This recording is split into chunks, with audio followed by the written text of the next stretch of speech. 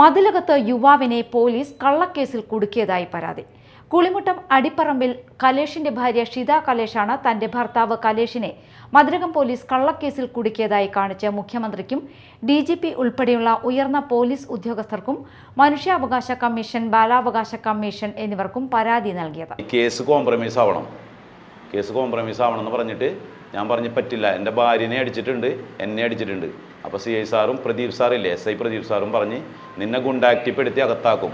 എന്നിട്ട് ഇങ്ങനെ കൈ ചൂണ്ടിയിട്ട് പറഞ്ഞ് നീ ഇങ്ങനെ ഒന്ന് കൈ ചൂണ്ടിയാൽ നിന്നെ എന്നേക്കായിട്ട് ഞാൻ അകത്താക്കോടാ, നിൻ്റെ അച്ഛൻ്റെ ആണോ ഈ പോലീസ് സ്റ്റേഷൻ എന്ന് ചോദിച്ച് എന്നെ CI സാറ് ഭയങ്കരമായിട്ട് ഭീഷണിപ്പെടുത്തി. അതൊക്കെ മതിലകം പോലീസിൻ്റെ CCTVയിലുണ്ട്.